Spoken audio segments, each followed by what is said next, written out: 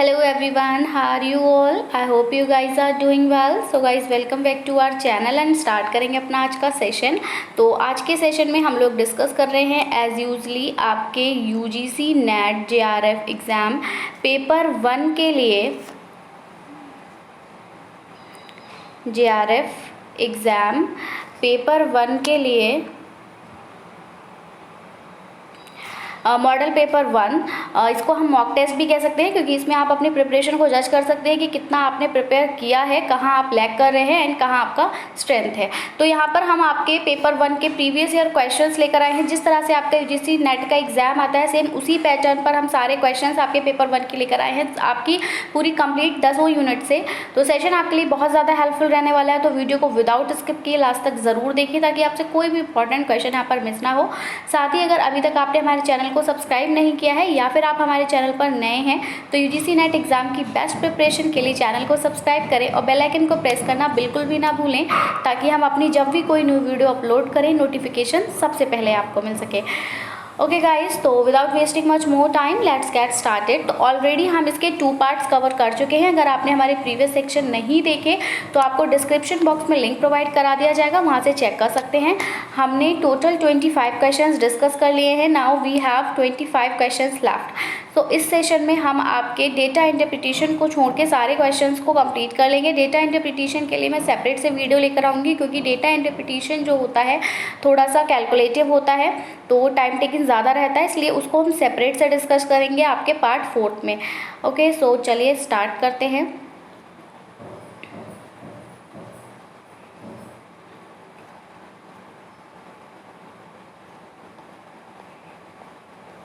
Yes, that question number 26.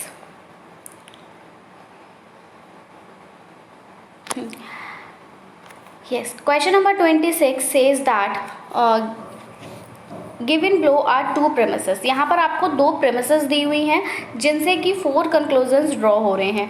आपको बताना है विच of the following conclusions could be validly drawn from the premises. जो भी प्रेमिसेस हैं उनमें से कौन सा कंक्लूजन जो है वो वैलिडली ड्रॉन हुआ है, ठीक है, यानी कि हम कह सकते हैं कि ठीक तरह से वो कंक्लूजन जो है वो निकाला गया है। Like some bags are tables. आपसे कहा जा रहा है कि कुछ बैग हैं वो क्या है, टेबल है, ठीक है। Some bags are table, not all the bags are table, only some bags are table. तो हम लिखेंगे कि कुछ बैग जो हैं वो आपके टेबल हैं, तो ये बैग हो गया, ठीक है, और इसमें से कुछ बैग टेबल हैं, तो हम इसको टेबल इस तरह से कह लेंगे, क्योंकि इसी बैग के पार्ट में ही आपका टेबल आ रहा है। नाउ कंक्लूजन नेक्स्ट है आपका ऑल बैग्स आर चेयर। अब जितने भी ये बैग हैं ये सब के सब चेयर हैं, यानी कि चेयर जो है वो इसके अंदर, बैग जो है वो इसके अंदर आ जाएगा, क्योंकि जितने भी बैग हैं वो सारे के सारे चेयर हैं। अब कंक्लूजन्स अगर हम यहाँ से ड्रॉ करें तो देखिए सम टेबल आर चेयर। देखिए अगर कुछ बैग टेबल्स थे, अगर कुछ बैग टेबल थे और सारे बैग हमारे चेयर थे, तो हम कह सकते हैं कि कुछ टेबल्स भी चेयर होंगी, बिल्कुल होंगी। नेक्स्ट है नो चेयर इज़ टेबल। अब कोई भी चेयर जो है वो यहाँ पर टेबल नहीं है, तो ये कहना सही है कि कोई भी चेयर यहाँ पर टेबल नहीं है, तो ये वाला ऑप्शन हमारा गलत हो जाएगा। Next some chairs are bag. अब कुछ चेयर्स बैग भी है, बिल्कुल कुछ चेयर्स हमारे बैग में है। And some bags are not tables, और कुछ बैग्स टेबल नहीं है, ये वाली बात गलत है, क्योंकि हमने अभी ऊपर ही देखा कि some tables are chairs. Okay, so now here option number A and C is the correct answer and it's goes with option number 1, that is A and C। I hope आपको आंसर क्लियर हुआ होगा। आगे देखेंगे same question Hindi में। नीचे 2 आधार वाक्य दिए गए हैं तथा उनसे 4 निष्कर्ष निकाले गए हैं, तो निम्नलिखित में से कौन सा निष्कर्ष इस आधार पर वैध रूप से निकाला जा सकता है। तो परिसर हमें दिए हुए हैं कि कुछ बैग टेबल हैं और सभी बैग कुर्सियां हैं, यानी जितने बैग हैं वो सबके सब कुर्सियां हैं और कुछ बैग उसमें से टेबल हैं। तो हम कहेंगे कि कुछ मेज कुर्सियां हैं, बिल्कुल सही बात है, कुछ मेज कुर्सियां हैं, लेकिन कोई कुर्सी मेज नहीं है, ये वाली बात गलत है। और कुछ कुर्सियां बैग हैं, ये भी गलत है, सॉरी ये सही है आपका। कुछ बैग टेबल नहीं है, ये वाली बात गलत है। तो option number A and C जो है वो हमारा यहाँ पर करेक्ट हो जाएगा। ऑप्शन नंबर 1 के साथ हम जाएंगे A एंड C। आगे बढ़ेंगे, देखेंगे सेशन का next question and this question says that the average of 25 raw scores. देखिए अब ये फिर से आपका मैथमेटिकल क्वेश्चन है, ठीक है, कैलकुलेटिव रहेगा। द एवरेज ऑफ 35 स्कोर्स, जो 35 स्कोर्स का एवरेज है वो हमें यहाँ पे दे रखा है कि 18 है, ठीक है। हमें फर्स्ट 17 का भी एवरेज दिया हुआ है कि वो 14 है, और लास्ट 17 का भी स्कोर हमें दिया हुआ है कि 20 है। तो हमें 18वां रॉ स्कोर जो है उसको हमें पता लगाना है। तो हम क्या करेंगे, सबसे पहले हमें पता है कि हमारा पहले हम थोड़ा सा स्पेस ले लेते हैं। हमें पता है कि जो एवरेज है हमारे 35 रॉ स्कोर का वो कितना है, 18 है। तो हम पहले क्या करेंगे, 35 रॉ स्कोर का सम निकाल लेंगे। क्या निकालेंगे, सम निकालेंगे। तो जो सम होगा 35 रॉ स्कोर का वो कितना हो जाएगा, तो सम निकालने के लिए हम क्या करेंगे, जितना हमारा रॉ स्कोर है उसको हम किससे किससे मल्टीप्लाई कर देंगे, एवरेज से। तो इट बिकम्स 35 मल्टीप्लाइड बाय 18। जब आप 35 को 18 से मल्टीप्लाई करेंगे इट गिव्स 630। तो ये जो 35 multiplied by 18 is equals to 630 है, ये आपका इक्वेशन फर्स्ट हो जाएगा। क्या करना है, 35 रॉ स्कोर्स का एवरेज हमें दिया हुआ है तो उसका हम सम निकाल लेंगे। सम निकालने के लिए हम 35 रॉ स्कोर्स को एवरेज से मल्टीप्लाई कराएंगे और इक्वेशन 1 बनाएंगे। सिमिलरली हमें दूसरी बात बताई थी कि जो पहले 17 जो फर्स्ट 17 रॉ स्कोर्स थे तो उनका जो हमारे पास एवरेज रहा था वो कितना था, 14 था। सिमिलरली हम यहाँ पर भी पहले 17 रॉ स्कोर्स का सम निकाल लेंगे, ठीक है। तो यहाँ पे जब हम फर्स्ट 17 का सम निकालेंगे तो इट बिकम्स 17 इंटू 14, एंड जब आप 17 को 14 से मल्टीप्लाई करेंगे इट बिकम्स 238। तो ये आपका इक्वेशन क्या हो जाएगी, सेकेंड हो जाएगी। तो हमने इक्वेशन फर्स्ट ड्रॉ कर ली, इक्वेशन सेकेंड ड्रॉ कर ली। नाउ हम इक्वेशन थर्ड ड्रॉ करेंगे, जहां पर कि हमको बताया था कि जो हमारे लास्ट 17 रॉ स्कोर्स हैं, लास्ट 17 जो रॉ स्कोर्स थे उनका एवरेज था 20। तो हम अब लास्ट 17 रॉ स्कोर्स का भी अगर सम निकालेंगे तो लास्ट 17 रॉ स्कोर्स का सम निकालने के लिए भी हम सेम प्रोसेस फॉलो करेंगे, 17 मल्टीप्लाइड बाय 20, और जब 17 को 20 से मल्टीप्लाई करेंगे इट बिकम्स 340। तो ये जो आपका है ये इक्वेशन थर्ड हो जाएगा। अब हमारे पास तीनों इक्वेशन आ गई, इक्वेशन 1, इक्वेशन 2 एंड इक्वेशन 3। अब हम 18th रॉ स्कोर कैसे निकालेंगे, बहुत ध्यान से देखेंगे। क्या करेंगे हम 18वां रॉ स्कोर निकालने के लिए, 18th raw score is equals to sum of 35 raw score. जो हमारे 35 रॉ स्कोर थे उनका हम सम लेंगे, ओके। उसमें से हम माइनस करेंगे sum of first 17, sum of first 17, जितने हमारे शुरुआत के 17 नंबरों का रॉ स्कोर था उसका सम लेंगे, और उसी में हम ऐड कर देंगे लास्ट 17 जो हमारे रॉ स्कोर्स थे उनका सम, ठीक है। तो फर्स्ट हम 35 रॉ स्कोर का सम कितना आया था, 35 रॉ स्कोर का सम आया था आपका 630, क्लियर है ना, 630 आया था, ठीक है। इसमें इसको माइनस करेंगे और क्या करेंगे, जो सेकंड वाली इक्वेशन थी 238 plus 340, first 17 and last 17 raw scores को ऐड कर देंगे। तो जब हम 630 ये वाली इक्वेशन को सॉल्व करेंगे तो हमारा 18th वाला रॉ स्कोर निकल आएगा, और वो कितना निकलेगा, तो वो निकलेगा 52। क्या निकलेगा, 52। तो हमारा यहाँ पर करेक्ट आंसर जो हो जाएगा that goes with option number 3, that is 52। I hope आपको आंसर क्लियर हुआ होगा। आगे बढ़ेंगे, देखेंगे सेम क्वेश्चन को एक बार हिंदी में देख लेते हैं कि कैलकुलेशन सेम रहेगी जैसे कि हमने किया था। 35 कच्चे अंकों का औसत जो है वो 18 है, उनमें से पहले 17 का औसत 14 है और अंतिम 17 का औसत 20 है। हमें 18वां कच्चा अंक ज्ञात करना है। तो वही क्या करना है हमको, हमें औसत सभी के दिए हुए हैं, औसत के साथ हम सबका क्या निकाल लेंगे, सम निकाल लेंगे, सबका हम योग निकाल लेंगे। सबका योग निकालने के बाद 18वां जब हम रॉ स्कोर निकालेंगे तो उसके लिए हम क्या कर देंगे, जो आपका 35 कच्चे अंकों का औसत है इसको हम क्या करेंगे, इसके साथ हम इन दोनों का योग जो होगा उसको हम इसके योग से माइनस कर देंगे और आपका क्लियर आंसर आ जाएगा, that is 52। Clear, option number 3 is the correct answer here. Now moving towards our next question, and this question says that identify the reasoning in the following argument. यहाँ पर आपको ये जो आर्गुमेंट दिया हुआ है, argument क्या है कि pre active stage of classroom teaching, जो प्री एक्टिव स्टेज है आपके क्लासरूम टीचिंग की, वो इम्पॉर्टेंट होती है just as pre learning preparation stage of communication. जब आप कम्युनिकेट कर रहे होते हो उसकी जो प्री स्टेज होती है जहाँ पर कि आप सीख रहे होते हो कम्युनिकेट करना, तो वो बिल्कुल उसी की तरह इम्पॉर्टेंट होती है। ये वाली बात कही गई है कि जो क्लासरूम टीचिंग में जो स्टार्टिंग की स्टेज होती है वो बिल्कुल सेम होती है या बिल्कुल इम्पॉर्टेंट होती है जैसे कि हम जब कम्युनिकेशन सीख रहे होते हैं तो कम्युनिकेशन सीखते टाइम जो प्री स्टेज होती है उसके। तो ये हमारा हाइपोथेटिकल आर्गुमेंट है, डिडक्टिव आर्गुमेंट है, या फिर ये हमारा इंडक्टिव है, या फिर ये एनालॉजिकल है। तो जब यहाँ पर बात हो रही है कि कोई भी एक चीज़ दूसरी वाली चीज़ के बराबर हमारी इक्वल है या इम्पॉर्टेंट है, तो ये वाला जो आर्गुमेंट है that is termed as analogical. So option number 4 is the correct answer here. निम्नलिखित तर्क में तर्क की पहचान करनी है तो कक्षा शिक्षण का पूर्व सक्रिय चरण संचार के पूर्व शिक्षण तैयारी चरण की तरह ही महत्वपूर्ण है। ठीक है, दो चीज़ों को बोला है कि ये दोनों एक दूसरे के लिए इक्वली इम्पॉर्टेंट है। जैसा जितनी ज़रूरत इसकी होती है इस चीज़ में, वैसी ही ज़रूरत कम्युनिकेशन में उसकी है। तो ये आपका क्या हो गया, अनुरूप हो गया। ये दोनों एक दूसरे के क्या हैं, अनुरूप है, एनालॉजिकल हैं। Clear. So option number 4 is the correct answer here. Now moving towards our next question, that is question number 29. यहाँ पर आपसे सीक्वेंस पूछा है। ठीक है, so in the context of communication आपको ये जो सीक्वेंस बताना है ये कम्युनिकेशन के कॉन्टेक्स्ट में बताना है कि यूजुअली सीक्वेंस क्या होता है।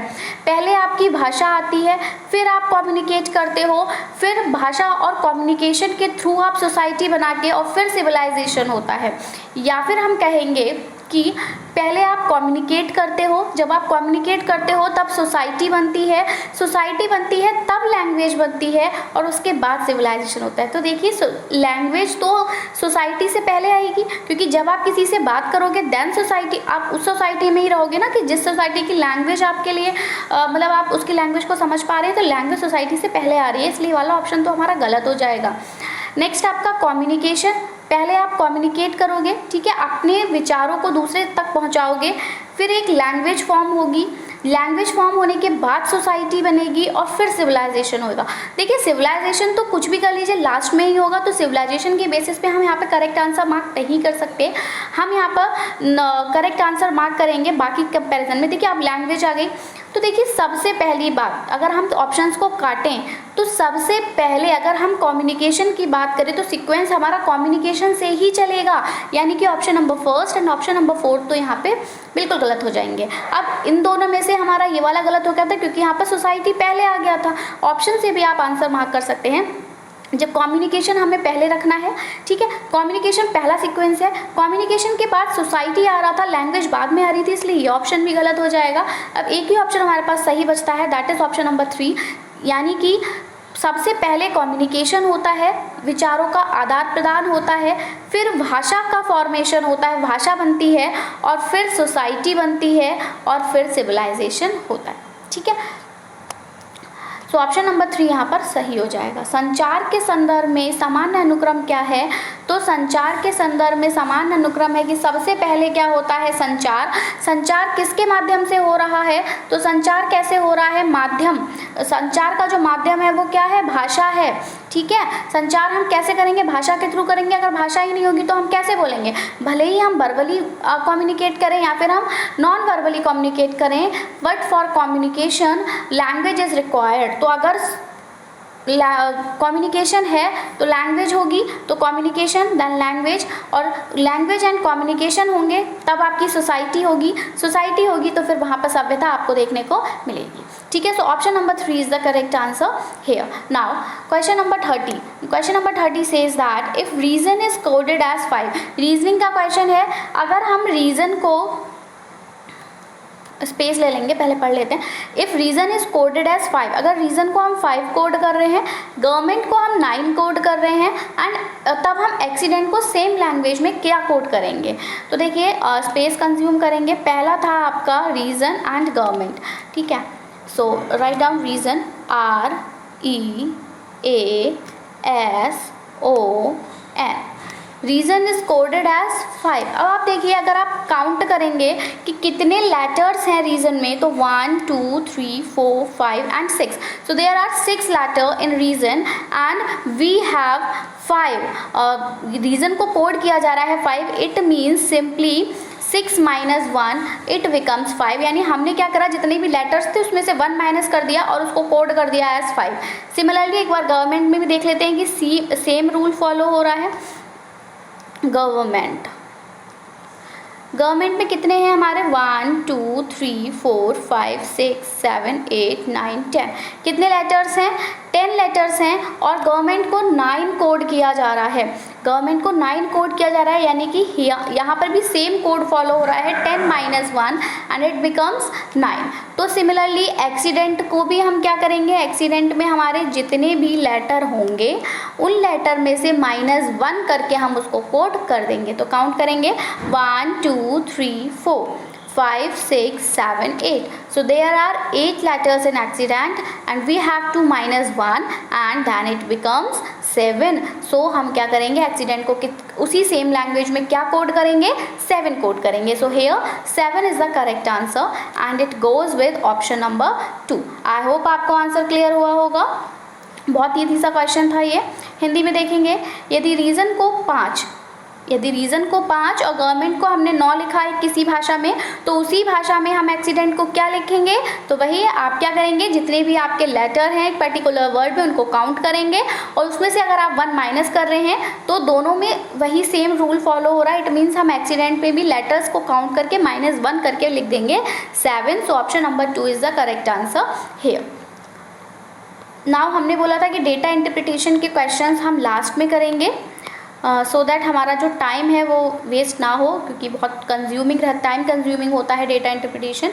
Now question number 36, which of the following statements represent the main function of UGC. आपको पता है कि जो यूजीसी है वो उसके कुछ फंक्शंस होते हैं, तो हमें मेन फंक्शंस बताने की ये जो स्टेटमेंट्स आपको प्रोवाइडेड है, इन स्टेटमेंट्स में से यूजीसी का मेन फंक्शन क्या क्या है।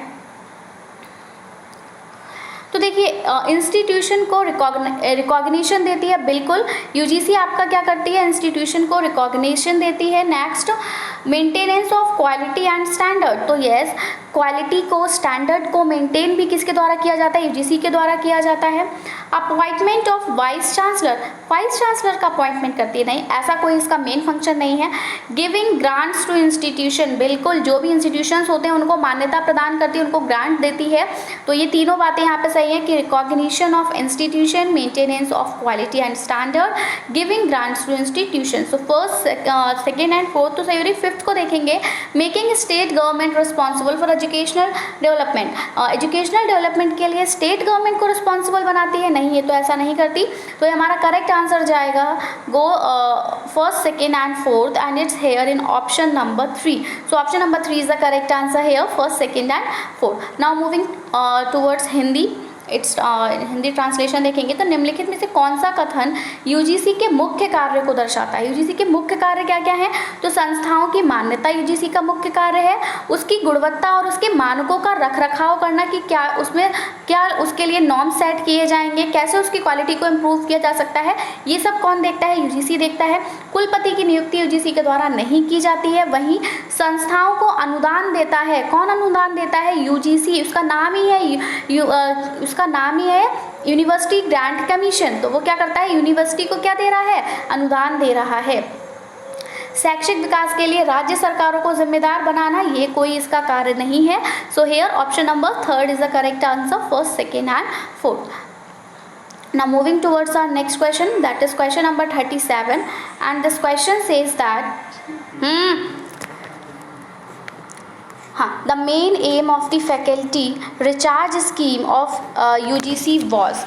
तो जो मेन एम रहता है faculty recharge scheme of UGC का, वो क्या होता है, to address the shortage of faculty in higher education institution. Higher education institutions में जो फैकल्टी की शॉर्टेज रहती है उसको एड्रेस करना, या फिर upgrade the teaching skills of the faculty, faculty की टीचिंग स्किल्स को अपग्रेड करना, या upgrade the research infrastructure for the faculty in colleges and universities.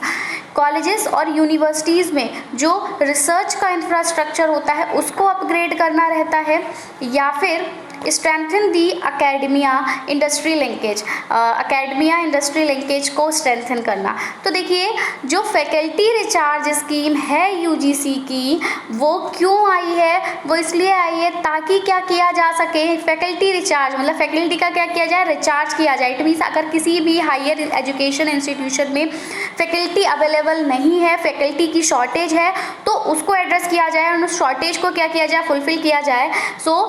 जो एम है फैकल्टी रिचार्ज स्कीम का वो क्या है कि जो भी हमारा इंस्टीट्यूशन है, हायर एजुकेशन इंस्टीट्यूशन है, वहाँ पर फैकल्टी को देखा जाए कि कितनी, जितने हमारा मतलब फैकल्टी है टू द स्टूडेंट्स रेशियो के अकॉर्डिंग, ये वाली बात को देखा जाता है फैकल्टी रिचार्ज स्कीम के थ्रू। इसको आप कनेक्ट कर सकते हो कि फैकल्टी का क्या हो रहा है, रिचार्ज हो रहा है। अगर फैकल्टी लॉस हो रही है, अगर फैकल्टी की शॉर्टेज हो रही है, तो उसको क्या किया जाएगा, रिचार्ज किया जाएगा, मतलब फैकल्टी नहीं लाई जाएगी। क्लियर ना। यूजीसी की संकाय पुनर्भरण योजना का मुख्य उद्देश्य क्या है? हिंदी से तो और देख लीजिए, भरण यानी कि भरे जा रहे हैं, अगर कम हो रहे हैं तो भरना। तो उच्च शिक्षा संस्थानों में शिक्षकों की जो कमी है उसको दूर करना जो है वो इसका उद्देश्य है। So option number 1 is the correct answer here. Now moving towards our question number 38, and this question says that which of the following is an online storehouse of all academic awards like certificates, diplomas, degrees, mark sheets, etc. अब देखिए क्या हो रहा है कि online आपको आपके certificates मिल रहे हैं, आपके डिप्लोमा मिल रहे हैं, आपके डिग्री मार्कशीट सब आपको ऑनलाइन प्रोवाइड की जा रही हैं। तो इनमें से कौन सा ऑनलाइन स्टोर है जो कि आपको आपकी मार्कशीट, आपके सर्टिफिकेट्स को ऑनलाइन प्रोवाइड करा रहा है? स्वयं, national digital library, national academic library, या फिर आपका national academic depository. So national academic depository is the correct answer hair. ये क्या कर रहा है, आपके जितने भी सर्टिफिकेट्स होते हैं, आप जो भी डिप्लोमास वगैरह करते हो, आपकी मार्कशीट जो होती हैं, आपकी डिग्री जो होती है, वो इसके द्वारा आपको ऑनलाइन प्रोवाइड की जाती है। तो हम कह सकते हैं कि सभी शैक्षणिक पुरस्कार जैसे कि आपके प्रमाण पत्र, डिप्लोमा, डिग्री, मार्कशीट आदि, इन सब का जो ऑनलाइन स्टोर हाउस है वो क्या है, आपका राष्ट्रीय शैक्षणिक डिपॉजिटरी है। Option number 4 is the correct answer hair. Now moving towards our question number next, that is question number 19, and this question says that the convenient place to store contact information, contact information को store करके रखने की जो convenient place होती है for quick retrieval in emails में जाके हम जल्दी से उसका क्विक उसको हम रिट्राइव कर सकें, तो वो क्या है? एड्रेस बॉक्स होता है, या फिर आपका मैसेज बॉक्स होता है, या एड्रेस बॉक्स होता है। तो हमें अगर किसी की इन्फॉर्मेशन रखनी है, मान लीजिए अगर हमें किसी की इन्फॉर्मेशन निकालनी है, तो हम उसका फ़ोन नंबर निकालेंगे, हम उसका नेम निकालेंगे, वो कहाँ रह रहा है पता लगाएंगे। तो वहीं से आप कनेक्ट करेंगे कि वो जो कन्वीनियंट प्लेस होती है जहाँ पर कि हम क्या करते हैं, कॉन्टैक्ट की इन्फॉर्मेशन को स्टोर रखते हैं ताकि हम जल्दी ही उसको रिट्राइव कर सकें। तो वो हम किस में करते हैं, एड्रेस बुक पे करते हैं। ऑप्शन नंबर 3 जो है वो हमारा यहाँ पर करेक्ट आंसर हो जाएगा। आई होप आपको आंसर क्लियर हुआ होगा। ईमेल में त्वरित पुनर्प्राप्ति के लिए संपर्क जानकारी संग्रहित करने का जो सुविधाजनक स्थान होता है वो क्या होता है, तो वो आपका पता पुस्तिका होती है। Now moving towards our next question, and this question says that Montreal protocols aims at, जो आपकी मॉन्ट्रियल प्रोटोकॉल होती है उसका उद्देश्य क्या होता है? तो मॉन्ट्रियल प्रोटोकॉल की अगर मैं बात करूँ, मॉन्ट्रियल प्रोटोकॉल क्यों आई है? आपको पता है कि आपके एटमॉस्फेयर यानी कि स्ट्रेटोस्फेयर लेयर में एक ओजोन लेयर पाई जाती है जिसका क्या हो रहा है, डे बाय डे डिप्लीशन हो रहा है, जिसकी वजह से जो हार्मफुल अल्ट्रावायलेट रेडिएशंस हैं वो हमारी अर्थ तक पहुंच रही हैं और ह्यूमंस को अफेक्ट कर रही हैं। लाइक उनमें कैटरेक्ट हो रहा है, उनको स्किन डिजीजेज हो रही हैं, स्किन कैंसर हो रहा है। तो उसके बचाव के लिए कि ये जो ओजोन लेयर है इसको डिप्लीट होने से बचाया जाए, इसके लिए मॉन्ट्रियल प्रोटोकॉल आया था। ठीक है, तो मॉन्ट्रियल प्रोटोकॉल का जो उद्देश्य होगा वो भी क्या होगा कि ओजोन डिप्लीटिंग सब्सटेंसेस, जो भी ऐसे सब्सटेंसेस जो कि हमारी ओजोन लेयर को डिप्लीट कर रहे हैं उनको हम क्या करें, फेजिंग आउट करें। यानी कि ऑप्शन नंबर 2 जो है यहाँ पर करेक्ट आंसर हो जाएगा। क्लियर ना। Moving towards our next question, Montreal protocol का उद्देश्य क्या है? तो ग्रीन हाउस गैसों के उत्सर्जन में कमी इसका उद्देश्य नहीं है, बल्कि इसका उद्देश्य है कि जो ओजोन परत को नुकसान पहुंचाने वाले पदार्थ हैं उनको हम चरणबद्ध तरीके से क्या कर दें, ख़त्म कर दें। क्योंकि एकदम से तो ख़त्म नहीं हो सकते, क्योंकि जैसे कि इसमें क्लोरोफ्लोरोकार्बन है, तो क्लोरोफ्लोरोकार्बन हमारे हमारे रेफ्रिजरेटर्स एसी में पाया जाता है, तो हम ना तो एसी बंद कर सकते हैं ना रेफ्रिजरेटर बंद कर सकते हैं, लेकिन हम क्या कर सकते हैं, eco friendly AC and refrigerators का यूज़ कर सकते हैं। तो ये कैसे कैसे खत्म होगा, ये धीरे धीरे खत्म होगा, इसको हम एक स्टेप्स में खत्म कर पाएंगे, डायरेक्टली खत्म नहीं कर सकते। ओके, सो ऑप्शन नंबर 2 यहाँ पर हमारा करेक्ट हो जाएगा। Now moving towards our next question, SMTP। So SMTP की हमें यहाँ पर फुल फॉर्म बतानी है, and when moves towards SMTP then its full form is simple mail transfer protocol. क्या है, simple mail transfer protocol, option number 3। Now Hindi में भी सेम है, SMTP की संक्षिप्त नाम क्या है, तो सरल mail transfer protocol. Question number 42, question number 42 says that in large parts of eastern India, हमारी जो ईस्टर्न इंडिया के लार्ज पार्ट्स हैं वहाँ पर जो ग्राउंड वाटर है वो कंटेमिनेट हो रहा है। तो वो ग्राउंड वाटर किसके द्वारा कंटेमिनेट हो रहा है, आर्सेनिक के, लेड के, मरकरी के या फिर निकल के। तो ग्राउंड वाटर कंटेमिनेट हो रहा है हमारा आर्सेनिक के द्वारा, ऑप्शन नंबर 1 यहाँ पर करेक्ट आंसर हो जाएगा ना। हिंदी में देखेंगे, पूर्वी भारत के बड़े हिस्से में भूजल दूषित है, तो किसके द्वारा दूषित है, आर्सेनिक के द्वारा दूषित है। Now, Taj Mahal is mainly threatened by deleterious effect of. अब डिलीटरियस इफेक्ट किसका पड़ रहा है, sulphur dioxide, chlorine, oxygen, hydrogen, इन चारों में से कौन ऐसा है जिसकी वजह से जो हमारा ताजमहल है वो क्या है, थ्रेटेंड हो रहा है। देखिए मैंने आपको अगर आपने हमारा बहुत प्रीवियस वीडियो देखा होगा जहाँ पर कि हमने एसिड रेन को डिस्कस किया था, तो हमने एसिड रेन में देखा था कि हमारे सल्फर के ऑक्साइड और नाइट्रोजन के ऑक्साइड ये क्या करते हैं, ये रिएक्ट करते हैं एटमॉस्फेयर में, और फिर क्या होती है, हमारी एसिड रेन होती है। तो जब एसिड रेन में हमने एग्जाम्पल भी पढ़ा था कि एसिड रेन का कॉज क्या है, कि जो ताजमहल है उसका जो कलर है वो धीरे धीरे येलोइश में टर्न हो रहा है। वो वाइट संगमरमर का था, लेकिन अब वो धीरे धीरे येलोइश में टर्न हो रहा है just because of this acid rain. So हम कह सकते हैं कि जो ताजमहल है वो थ्रेटेंड हो रहा है किसके द्वारा, सल्फर डाइऑक्साइड के द्वारा। सो ऑप्शन नंबर 1 यहाँ पर करेक्ट हो जाएगी। सल्फर डाइऑक्साइड नाइट्रोजन ऑक्साइड के साथ मिलती है एटमॉस्फेयर में, ये लोग क्या बनाते हैं, HNO3 एंड H2SO4 बनाते हैं, जो क्या करता है आपका एसिड रेन कॉज करता है। ओके, नाउ ताजमहल के मुख्य रूपों में किसके हानिकारक प्रभावों से खतरा है, तो किसके हानिकारक प्रभावों से खतरा है आपके, option number 1 that is sulphur dioxide. आगे बढ़ेंगे, देखेंगे सेशन का next question, statement based question है ये आपका। स्टेटमेंट बेस्ड क्वेश्चन है ये आपका। स्टेटमेंट फर्स्ट कहता है कि जो अर्थक्वेक ए है वो 5 था रिक्टर स्केल पर, और अर्थक्वेक बी जो था वो सेम स्केल पर 8 था। अर्थक्वेक बी जो था वो 1000 टाइम्स, उसके पास 1000 टाइम्स द वेव्स एम्पलीट्यूड था, मतलब उसका जो वेव एम्पलीट्यूड था वो ए के कंपैरिजन में 1000 टाइम्स ज़्यादा था। ठीक है, तो ठीक बात है। अगर हम अर्थक्वेक को हम मेजर करते हैं रिक्टर स्केल में, इसकी स्टडी को हम ऑलरेडी डिस्कस कर चुके हैं, सेस्मोग्राफी कहते हैं। तो अगर अर्थक्वेक 2 अर्थक्वेक आए, एक को हमने ए नाम दिया, एक को बी नाम दिया, अगर अर्थक्वेक ए जो है वो 5 है रिक्टर स्केल पर और अर्थक्वेक बी भी सेम स्केल पर 8 है, तो बिल्कुल यहाँ पर ही ज़्यादा हो रहा है कि 5 एंड 8। तो जो 8 वाला अर्थक्वेक है वो 1000 टाइम्स जो उसका वेव एम्पलीट्यूड होगा वो ज़्यादा होगा। सही बात है। दूसरा, जो एनर्जी रिलीज होगी बी में वो 3 टाइम्स होगी ए के, ये वाली बात गलत है, तो ये स्टेटमेंट गलत हो जाएगी। स्टेटमेंट फर्स्ट जो है वो सही हो जाएगी। So here the correct answer goes with statement 1 is correct and statement second is incorrect. Now 2 कथन दिए गए हैं, भूकंप ए रिक्टर पैमाने पर 5 है और भूकंप बी उसी पैमाने पर 8 है। तो भूकंप बी में ए की तुलना में तरंग आयाम 1000 गुना है, बिल्कुल। और दूसरा है आपका बी में मुक्त ऊर्जा ए से 3 गुना है, तो ये वाली बात गलत हो जाएगी। Clear? Now moving towards our next question, and this question says that a computer has a main memory of 960 kilobytes। Computer के पास 960 किलोबाइट्स की मेन मेमोरी है, तो एग्जैक्ट नंबर ऑफ बाइट्स जो होंगे इस मेमोरी में वो कितने होंगे, तो हमें पता है कि 1 किलोबाइट में कितने बाइट होते हैं, 1024 बाइट होते हैं।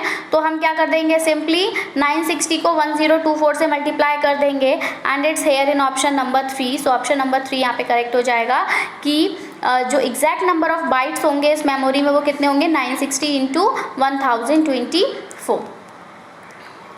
एक कंप्यूटर की मुख्य मेमोरी 960 किलोबाइट्स की है, तो इस मेमोरी में बाइट्स की सही संख्या क्या होगी? तो 960 multiplied by 1024. Now name the scheme which facilitates academic and research collaboration. अब आपको एक स्कीम का नाम बताना है इनमें से जो क्या करती है आपके एकेडमिक और आपकी जो रिसर्च है उसके कोलैबोरेशन को फैसिलिटेट करती है इंडियन इंस्टीट्यूशंस और बेस्ट इंस्टीट्यूशंस के बीच में. पूरी दुनिया में जितने भी बेस्ट इंस्टीट्यूशंस हैं और हमारे जो इंडियन इंस्टीट्यूशंस हैं इन दोनों के बीच में एकेडमिक और रिसर्च कोलैबोरेशन को फैसिलिटेट करने वाली कौन सी स्कीम है? ICSSR इम्प्रेस है, स्टार डेवलपमेंट स्कीम है, स्पार्क है या फिर इंस्टीट्यूशनल डेवलपमेंट स्कीम है. तो हम ऑलरेडी डिस्कस किया था कि जो आपके इंडियन इंस्टीट्यूशंस होते हैं एंड आपके जो वर्ल्ड के बेस्ट इंस्टीट्यूशंस होते हैं दोनों में हमारी एकेडमिक और रिसर्च कोलैबोरेशन को कौन फैसिलिटेट करता है? आपका स्पार्क फैसिलिटेट करता है. सो ऑप्शन नंबर 3 जो है वो यहाँ पर करेक्ट हो जाएगा. तो ये उस योजना का नाम हमें बताना है जो भारतीय संस्थान और दुनिया के सर्वश्रेष्ठ संस्थानों के बीच शैक्षणिक और अनुसंधान सहयोग की सुविधा प्रदान करती है. तो ये आपका किसके द्वारा किया जाता है? स्पार्क के द्वारा किया जाता है. Option number 3. Now which of the following file format is not a video file format. अब आप ऑप्शंस देखेंगे और यहाँ से आप देख पा रहे AW ये आपका वीडियो फाइल फॉर्मेट है, हमें नहीं वाला बताना है इसलिए गलत हो जाएगा. .MOB वीडियो फाइल फॉर्मेट है इसलिए गलत होगा, और MP4 वीडियो फाइल फॉर्मेट है इसलिए गलत होगा. लेकिन जो ये JPEG है ये हमारा पिक्चर फाइल फॉर्मेट है. हम इसको कहेंगे जो आपका फोटो आप लोग क्लिक करते हो वो आपके किस में आते हैं? JPEG में आते हैं. तो यही हमारा करेक्ट आंसर यहाँ पर हो जाएगा कि .JPEG जो है ये आपकी वीडियो फाइल फॉर्मेट नहीं है बल्कि क्या है? फोटो फाइल फॉर्मेट है या पिक्चर फाइल फॉर्मेट है. तो निम्नलिखित में से कौन सा फाइल प्रारूप वीडियो फाइल प्रारूप नहीं है? तो कौन सा नहीं है? Option number 4 .JPEG. ना for the day to day administration of university. अब यूनिवर्सिटी का डे टू डे एडमिनिस्ट्रेशन के लिए which of the following body is responsible. कौन सी बॉडी रिस्पॉन्सिबल है आपकी? सीनेट, सिंडिकेट, एग्जीक्यूटिव काउंसिल या फिर स्टूडेंट काउंसिल या एकेडमिक काउंसिल. तो भाई देखिए जो हमारी दिन पर दिन वाली जो गतिविधियां हैं उनको ना तो एकेडमिक काउंसिल हैंडल कर सकती है, स्टूडेंट काउंसिल का तो कोई मतलब ही नहीं है वहाँ पर, तो और ना ही सीनेट है. यहाँ जो करेक्ट आंसर है वो क्या है? सिंडिकेट. और जो एग्जीक्यूटिव काउंसिल होती है ये जो दिन पर दिन वाली जो हर दिन वाली गतिविधियाँ होती हैं उनको प्रशासित करता है. तो विश्वविद्यालय में दिन प्रतिदिन के जो प्रशासन है उसके लिए कौन सा निकाय जिम्मेदार होता है? तो वो आपका सिंडिकेट और कार्यकारी परिषद जिम्मेदार होता है. Now, efficiency of electric power generation is list among the following sources of energy in case of. देखिए solar energy, wind energy and nuclear energy. यहाँ पर आपको 4 टाइप्स ऑफ एनर्जी प्रोवाइडेड है और आपसे पूछा है कि जो इलेक्ट्रिक पावर जनरेशन की एफिशिएंसी होती है वो इनमें से किस में सबसे कम होती है. तो देखिए electrical power generation solar energy का तो हम यूज़ कर रहे हैं इलेक्ट्रिसिटी को कंडक्ट कराने के लिए. Wind energy is also use in some places to generate electricity. तो इन दोनों का तो इलेक्ट्रिकल पावर जनरेशन कम नहीं होगा सोलर और विंड का. दूसरा न्यूक्लियर एनर्जी तो इट सेल्फ हम कह सकते हैं कि पावर जनरेशन है क्योंकि ये तो बॉम्बार्डमेंट के लिए यूज़ हो रही है. तो यहाँ पर सिर्फ एक ही एनर्जी बचती है. हम तीनों ऑप्शंस को हटा देंगे तो we have only geothermal energy. So यही इन चारों में सबसे कम है इलेक्ट्रिकल पावर जनरेशन के लिए. क्लियर ना. विद्युत ऊर्जा उत्पादन की दक्षता ऊर्जा के निम्नलिखित स्रोतों में सबसे कम किसमें है? तो भूतापीय ऊर्जा जो है उसमें सबसे कम है. Now moving towards our next question, last question, last but not the least, and this question says that which of the following is a non-conventional learning program in higher education. Higher education में आपका स्वयं हो गया, face to face teaching learning हो गया, tutorial classes हो गया या seminar हो गए. इन चारों में से कौन सा नॉन कन्वेंशनल लर्निंग प्रोग्राम है? तो ये कौन सा है? आपका स्वयं है. ऑलरेडी हमने इसका एक शॉर्ट सा रिव्यू दिया है आपको बहुत पहले की क्लास में. अभी अगर टाइम मिलता है तो अभी भी दे देंगे और इसको दोबारा से रिन्यू करके. So here the correct answer goes with option number 1. अभी के लिए हमारा इसका आंसर रहेगा स्वयं की. जो स्वयं है ये आपका नॉन कन्वेंशनल लर्निंग प्रोग्राम है हायर एजुकेशन में. तो निम्नलिखित में से कौन सा उच्च शिक्षा में गैर परंपरागत शिक्षण कार्यक्रम है? तो ये आपका गैर परंपरागत शिक्षण कार्यक्रम है Swayam. Clear? So that's all about our session. I hope आपको सेशन पसंद आया होगा। सेशन पसंद आया हो तो ज़रूर से इसको लाइक करिएगा, वीडियो को शेयर करिएगा अपने फ्रेंड्स में, ताकि उन तक भी ये वीडियो पहुंच सके। बाकी आपकी कोई भी क्वेरी है, you can ask in the comment section and also you will give suggestions. अगर कोई भी सजेशन है, कहीं कोई मिस्टेक हो रही है, तो आप उसको ठीक करवा सकते हैं, कमेंट सेक्शन में हमें सजेस्ट कर सकते हैं कि कहाँ हम इम्प्रूव कर सकते हैं। सो दैट्स इट, मिलेंगे अपनी नई वीडियो में। Till then take care and bye bye. So thanks for watching, thanks, have a nice day.